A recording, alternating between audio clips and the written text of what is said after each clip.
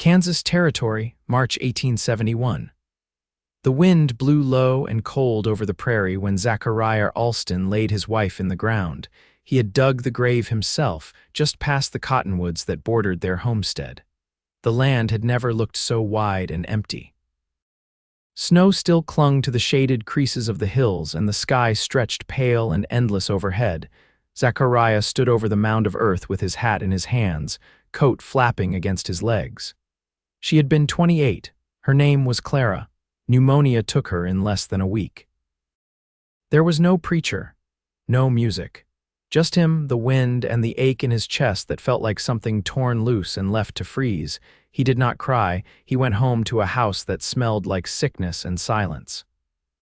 He had not touched her sewing basket in the corner, nor the half-mended shirt she left on the rocking chair. He kept the cradle she carved by hand in their second year of marriage, though they never had children. She had wanted 3. He had told her one would be enough. For 3 weeks he spoke to no one.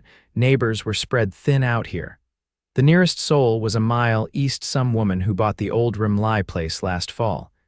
He had seen her once, driving fence posts with her sleeves rolled up. He remembered her dark hair tied in a scarf and how she looked over her shoulder when he rode past, like she had expected someone else. Her name was Temperance Roark. She must have been 25 or 26, living alone with a mule and a spotted dog that barked at the wind.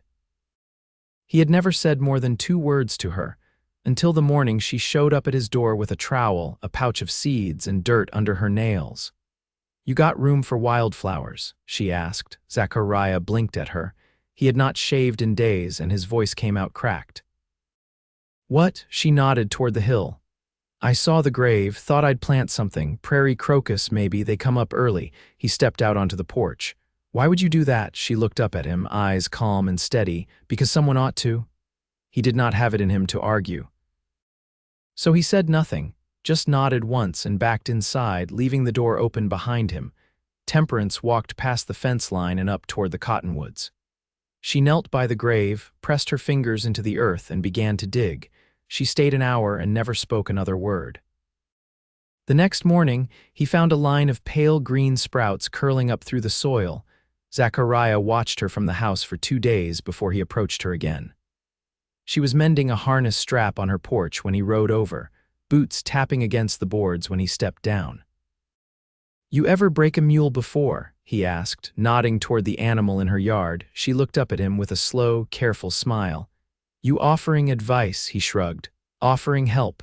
Temperance stood and wiped her hands on her skirt. "Then come on." "He throws anyone who blinks wrong."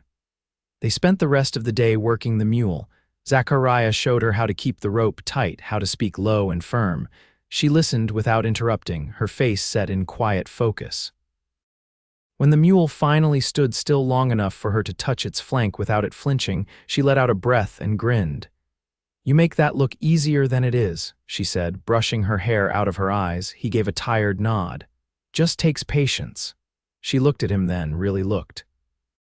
"You got more of that than most men I've met." Zachariah did not know how to answer that, so he tipped his hat and said, "You know where to find me if it throws you again." He meant to ride off. He did not. Instead, he lingered, helped her put up the tack. Stayed long enough to share half a boiled potato and a slice of cornbread she insisted he take. They did not talk much. But when she handed him the plate, her fingers brushed his and he did not pull away.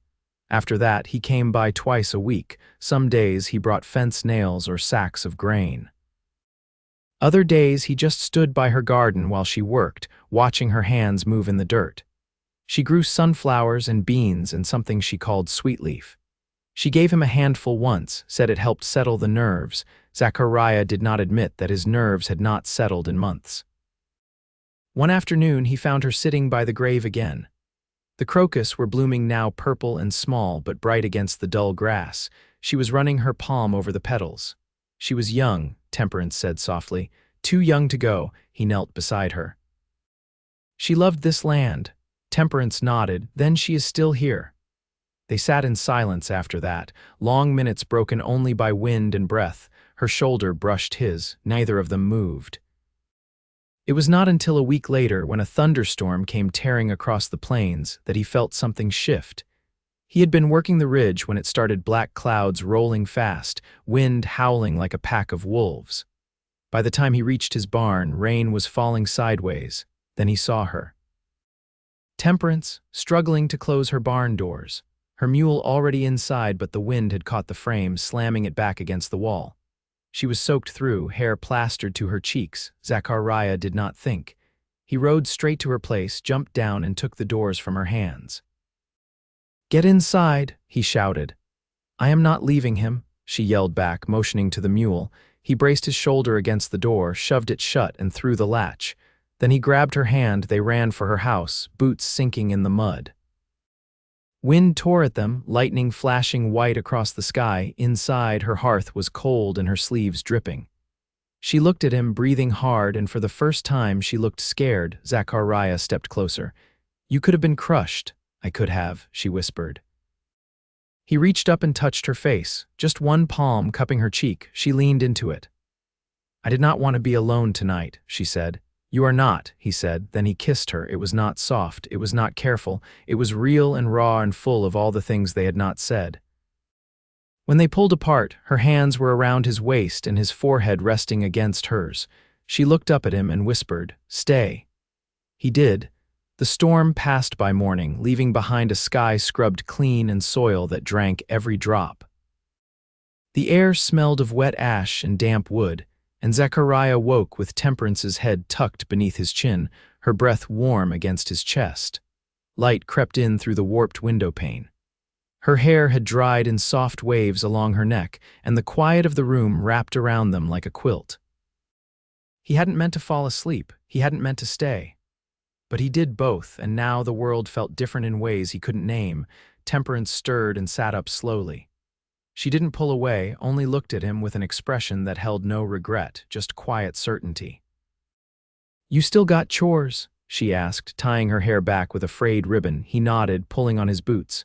"Cow needs doctoring. Fence out past the southern rise is leaning." She stood, wrapping her shawl around her shoulders.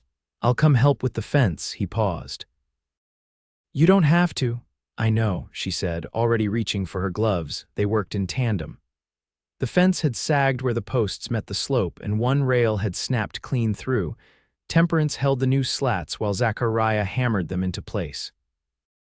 Her hands were steady, her footing sure even on the uneven ground.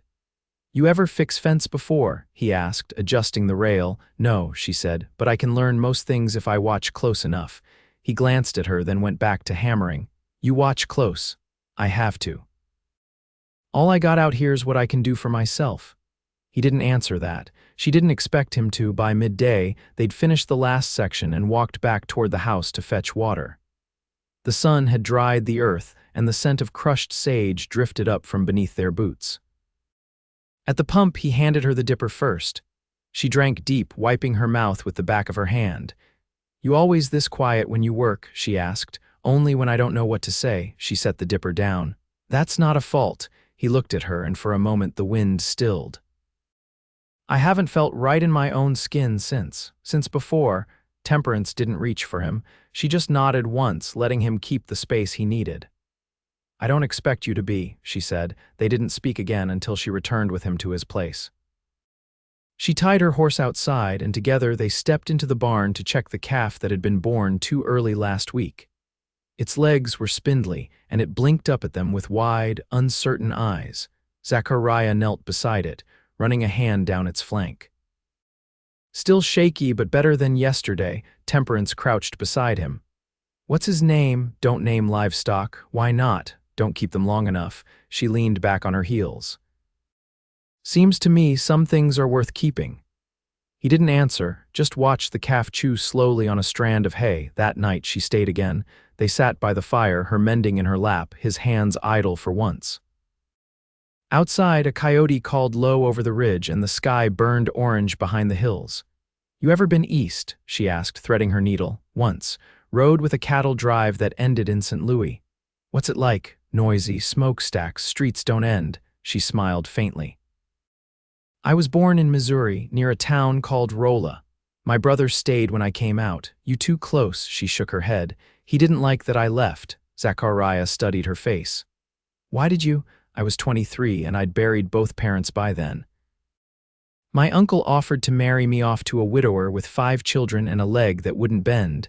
I figured I'd rather learn to drive fence posts. He huffed a breath through his nose. It wasn't quite a laugh, but almost. Temperance looked over. What about you? Why here? My father ran a freight team through this stretch. I was 16 when I came along to help, never left.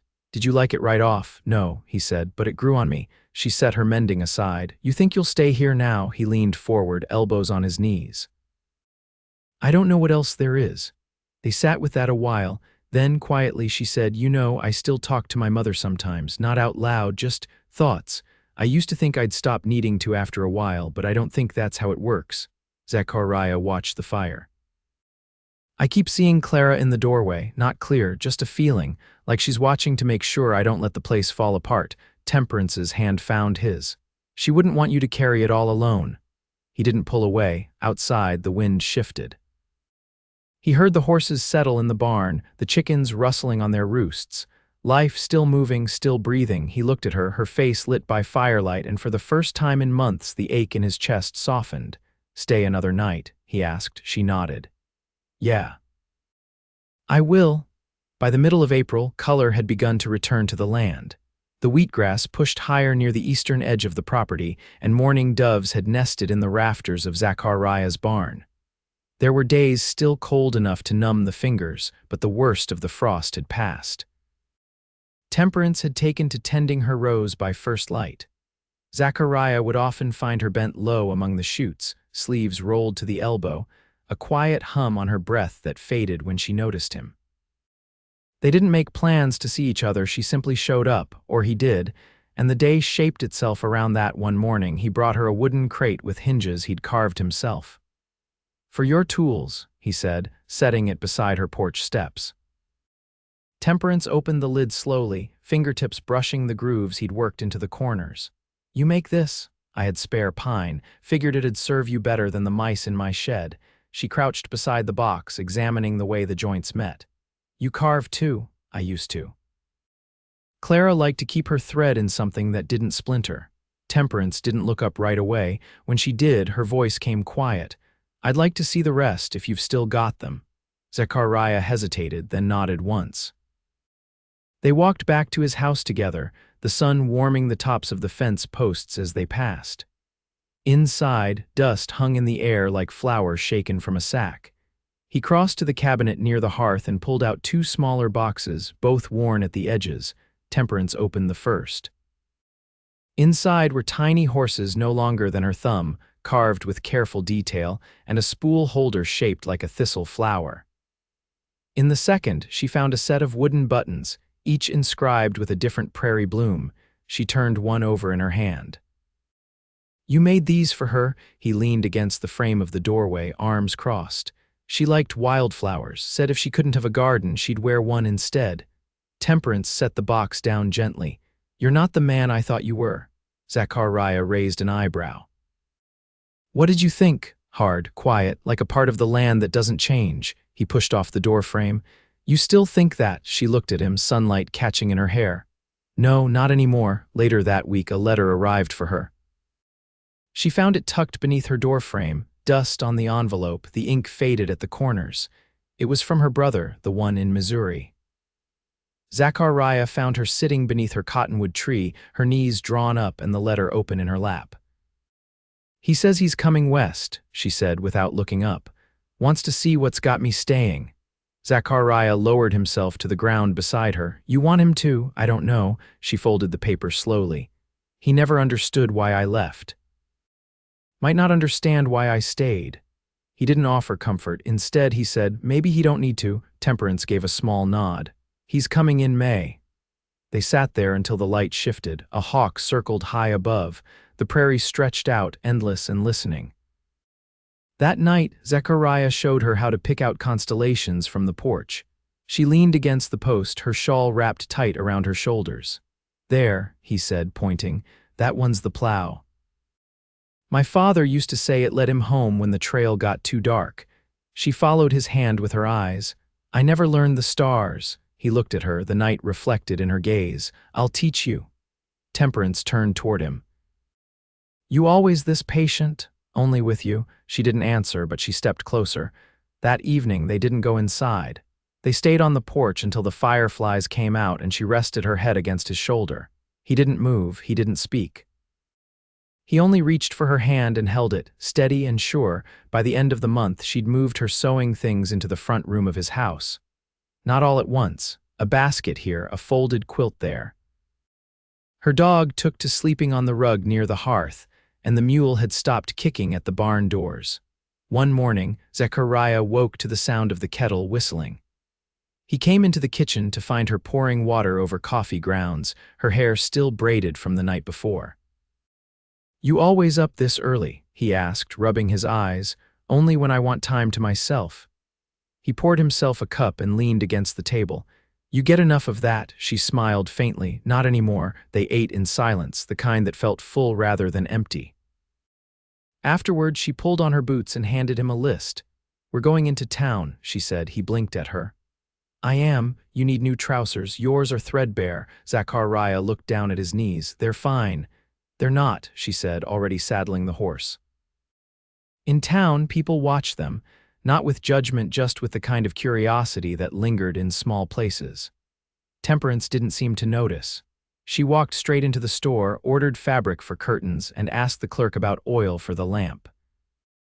Zachariah bought nails, a new belt, and the trousers she insisted on. As they stepped back outside, he said, "You always that sure of yourself?" "I have to be," she replied, handing him the fabric. "You don't get far out here waiting for someone else to make up your mind." They rode home slow, the horses picking their way through the ruts. The sun was warm against their backs, and when they reached the rise above the house, she pulled her mount to a stop. "You ever think about starting over?" she asked. Zachariah looked toward the barn, the fields, the ridge where the crocus still bloomed. "I think maybe I already have." The first heat of May pressed down on the prairie in still, heavy waves. Dust clung to the cuffs of trousers and the hems of dresses, and flies hovered where water stood too long in the trough. Zachariah rose earlier now, before the sun had burned off the dew, and Temperance moved with him, her steps as familiar in his home as his own shadow. They spoke little in the mornings, just the occasional word passed over a tin cup or beside the pump. But there was ease between them now, a rhythm that didn't need explaining. She had taken to leaving her ledger open on the kitchen table, notes about planting schedules and feed prices written in a precise, looping hand. He'd started marking down how many nails he'd used to patch the gate, or how long it took the sorrel to finish his oats. Neither said it aloud, but the place was no longer just his. One evening, as the light turned amber and long, a wagon came down the eastern trail. Temperance stepped off the porch, drying her hands on a cloth, her mouth drawn tight as the rig approached. The man driving the team wore a brown vest and a brimmed hat pulled low. He slowed when he saw her, then stood in the box and waved. "You look older," he called. Temperance crossed her arms. "And you don't look any wiser." Zachariah stayed back, watching as the stranger climbed down and walked toward her. They were of the same bone structure, square shoulders, deep-set eyes, the same line in the jaw when they didn't smile. "Levy," she said. He opened his arms. "It's been 3 years, Tem." She didn't move to him, not at first, but then she stepped forward and he wrapped her in a tight, brief hug. Zachariah turned toward the barn. He busied himself with the fence rail near the corral, listening only faintly to the voices behind him. He didn't like the shape of the man's gaze when it swept over the place, nor the way he laughed too easily at things Temperance didn't find funny. Later, she brought Levy into the house and introduced them properly. "Zachariah, this is my brother." Then, turning, "Levy, this is the man I've been working this land beside." Levy offered his hand. "You're the one she writes about, then?" Zachariah shook it once. "I reckon." They ate quiet that night. Levy talked plenty about a job running lumber upriver, about a woman he'd nearly married in St. Joseph, about the price of coffee, and how he thought Kansas was too flat for anyone with sense. He didn't ask much. When he finally did, it came with a sharp edge. "You plan to marry my sister?" Temperance stood and began collecting plates. Zachariah met Levy's eyes. "I didn't know a decision like that was yours." Levy leaned back, boots crossed beneath the table. "She's blood. You're not." Temperance set the plates down harder than she meant to. "You don't get to come out here and talk like you know what's best for me." "I'm just saying," Levy said. "A man who lets a woman run her own place and split her time between two homesteads might not be looking to settle things properly." Zachariah stood. "I buried a wife not 6 months ago. I don't take lightly what I build next." Temperance's voice cut through the room, low and steady. "If either of you mean to fight, do it outside. Otherwise, sit down and let me clean up." Neither moved. When Levy turned in for the night, taking the cot by the stove, Zachariah lingered on the porch. Temperance joined him, arms crossed against the cooling air. "You didn't need to answer him like that," she said. "I meant what I said." She looked out over the dark stretch of land. "He's not wrong to worry. I've never had someone to lose before." Zachariah kept his gaze on the hills. "You think I'd let go easy?" She stepped closer. "No. I think you hold on harder than most." The next day, Levy helped with the trough repairs, though he complained about the sun and the dirt and how his boots weren't made for this kind of work. That afternoon, Temperance rode into town with him, saying she wanted to show him the feed store and the blacksmith's forge. When she returned, she found Zachariah in the barn loft, mending the hay chute. She climbed the ladder and crouched beside him, brushing straw from her sleeves. "He says he's heading back east by week's end." Zachariah nodded, not looking up from his work. "Figured he wouldn't stay long. He asked me to come with him." His hands slowed. "And I told him no." He looked at her then. She met his eyes. "I've been running from what I want most of my life. This land, this place. I chose it because it was mine. But you," she said, voice low, "I didn't expect you." Zachariah set the mallet aside. "I didn't expect you either." They sat in the loft until the sun dipped low. A hen clucked below. The scent of hay was thick in the air. "Do you want more than this?" she asked. "More than quiet days and long work and a patch of dirt that's mostly wind." He reached for her hand, rough fingers closing around hers. "If it's with you, no." "I don't want more than that." She leaned into his shoulder, their knees brushing. Below, the dog barked once, then settled. It was enough. Levy left before sunrise 3 days later. Temperance stood at the edge of the porch with her arms folded tight across her chest, watching the wagon disappear into the blue haze. She didn't wave. Zachariah saddled his mare but stayed back, giving her the space to watch her brother go without needing to explain anything. She came back inside without a word and began boiling oats. The house was still except for the scrape of the spoon and the kettle's low simmer. When Zachariah returned from the barn, she slid a bowl toward him and sat down. "I thought it'd feel heavier," she said, not looking up. He took a bite, waited. She stirred her oats once, twice, then set the spoon down. "But it doesn't," she said. "It feels like something's settled." Zachariah reached across the table and touched her wrist. "You sure?" Her eyes met his. "I'm sure." The days grew longer. The wheatgrass turned gold. The soil dried enough for planting, and they worked side by side, planting beans in clean, even rows. Temperance showed him how to use a string line for spacing. He fashioned a frame for her tomatoes from scrap lumber and 2 worn bridles. At night, they read by lamplight. She had brought out a worn copy of the Prairie Traveler, and he thumbed through it slow, pausing over maps and notes scribbled in the margins. It had belonged to her father. She didn't say so, but he recognized the way she touched the cover like it still mattered. One evening after supper, she looked up from her sewing. "You've got that look again." "What look is that?" "The one that means you're thinking too much." Zachariah set down the cup in his hand. "I was wondering what you'd say if I asked you to marry me." Temperance didn't blink. "I'd ask if you were planning to do it proper or just talk it over a bowl of beans." He stood and crossed to the bureau where he kept the carved things from before the ones he hadn't touched in months. He pulled out the thistle box, opened the false bottom, and drew out a ring. It wasn't gold. Just iron shaped into a square band, the edges filed smooth. He'd made it in the shed 2 weeks after the storm. He held it out. "I made this after the night we ran through the rain. Figured I'd find the right time." She took it, turned it in her fingers, then slid it on. "You did," she said. They were married in late June by a circuit preacher who passed through every few months. He wore a coat missing the left sleeve and held the Bible like it was something borrowed. The ceremony took place under the cottonwoods. Zachariah wore his best shirt. Temperance braided her hair with a piece of prairie sage. Two neighbors came as witnesses, a German couple who had lost two sons to fever the year before. They brought pickled cabbage and a rough-cut cake sweetened with molasses. The sun stayed high for hours after the vows, and the wind carried the scent of fresh earth and wood smoke. That night they sat on the porch with their boots off and plates balanced on their knees. The dogs snored at their feet. The stars blinked on slow. Temperance leaned into Zachariah's side. "You know what I never told you?" "What's that?" "I thought I'd die out here, alone, like my mother did." He turned his head, pressed his lips to her temple. "You didn't." "No," she said. "I didn't." The summer passed with a pace that suited them. They built a second coop for the pullets, and Temperance stitched curtains from flour sacks she dyed with onion skin and walnut husk. Zachariah finished the root cellar before the August storms. They painted the porch rails white with leftover lime wash and hung bunches of mint to dry above the hearth. In September, the calf born fragile in early spring stood firm on the ridge.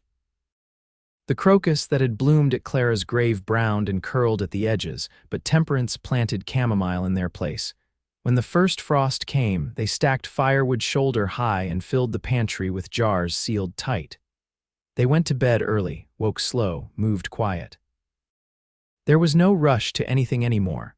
One morning, as the frost silvered the fence rails and the ground steamed under the horses' hooves, Zachariah came in from the barn, his cheeks red from the cold. Temperance stood at the stove, one hand resting low across her stomach. He stepped toward her. "You all right?" She turned. "I think so." He looked at her hand, then at her eyes. "Is it what I think?" "I reckon it is." He exhaled, slow and sure. Then he reached for her, wrapped his arms around her back, and rested his chin against her hair. She whispered, "You scared?" He shook his head. "Not anymore." They stayed like that, the stove warming their backs, the prairie stretching quiet beyond the panes. When spring came again, there were new seedlings in the garden and a cradle Zachariah made from the same pine he'd once used for a box of thread. This one had carvings of sunflowers and beans and a little mule with its ears turned back. Temperance rocked in the porch chair, one hand on her belly, the other resting in his. They didn't speak much that evening. They didn't need to. A year after she first planted flowers beside the grave, blue crocus opened again beneath the cottonwoods. Zachariah knelt beside them, pressing his palm to the earth. He didn't say anything, but he stayed a while. Inside, Temperance sang to the baby while she folded blankets. Her voice carried through the open window, soft and low. He stood, brushed the dirt from his hands, and walked back to the house. The fire was lit. The kettle hissed. She smiled when she saw him. He crossed the room, bent to kiss her cheek, then rested a hand on the swell of her belly. She laid her head against his chest, and for the first time in a long, long while, everything felt exactly as it should.